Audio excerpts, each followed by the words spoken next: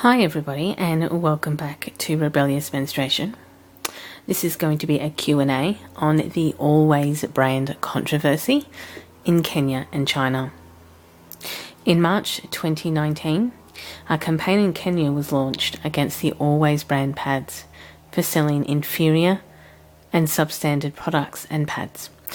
Just to point out, none of these are the Always brand. These are Australian brands.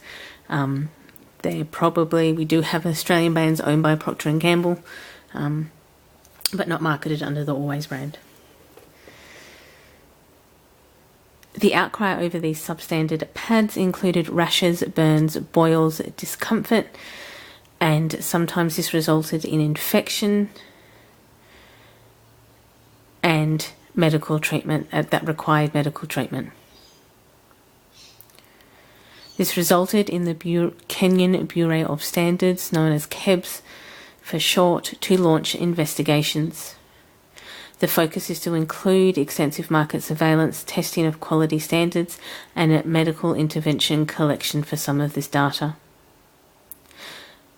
They sampled a variety of menstrual pads on sale to the public, to a total of 135.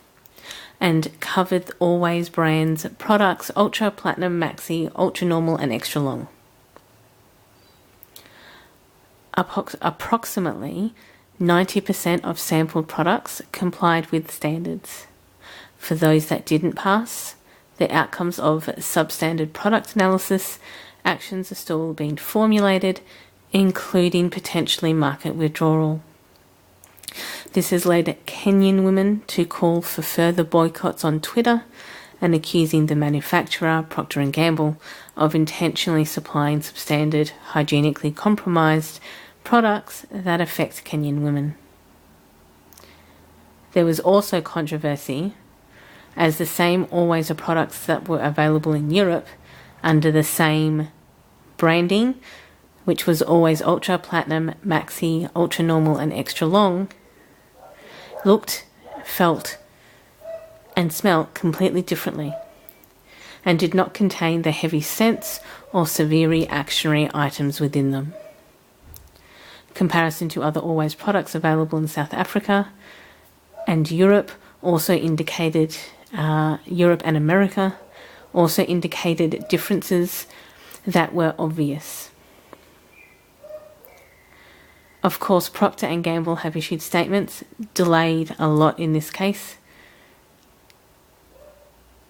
responding to these complaints, stating that all of its products are the same worldwide and they use the same materials, technologies, and they are tested the same. Kenyan women responded by posting on Twitter comparisons of European purchased Always and Kenyan Always products with the hashtag #MyAlwaysExperience.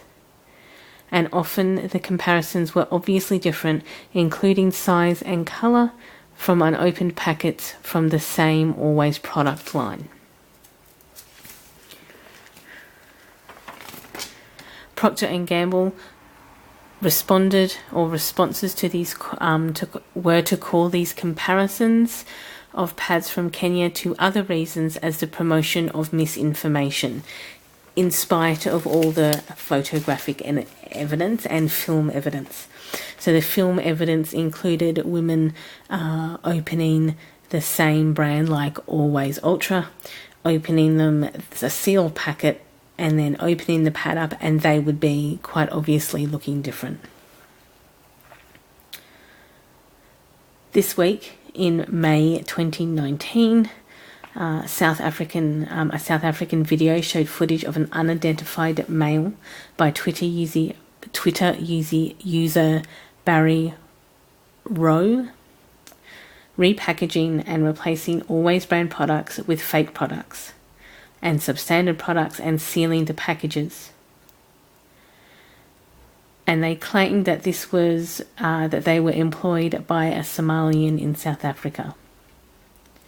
This information, to many, confirmed what most Kenyan women had been suggesting since March 2019, that Always pads and products in Africa were dodgy. Even though this specific instance would indicate that these are counterfeit products rather than from faulty company error.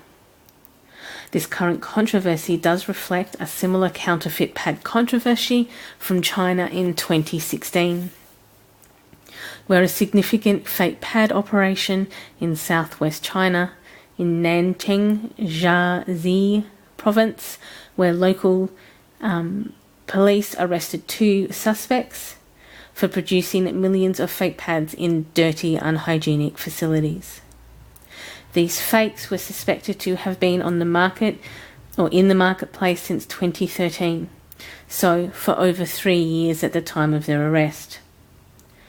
The Nanjing Public Security Bureau says that these fake products were made in factory facilities with no disinfection procedures, and they had been sold to supermarkets under popular Chinese brands such as ABC and Whisper as unauthorized. They were unauthorized products but packaged like they were authorized, and they were usually sold as discounted Whisper and ABC products. Authorities warned against buying heavily discounted products, as they could pose, such as in this case, severe health risks. The most popular social media site in China, Weibo, also had a hashtag in 2016, over 100 million fake sanitary towels.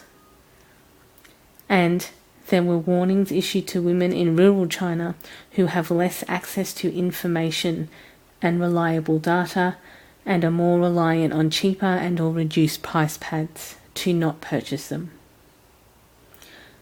Both of these quite public cases reflect that profit is a priority and not the health or hygiene of menstruation or menstruating people, and that education and the fall of the patriarchal toxic masculinity will prevent this type of atrocious behaviour.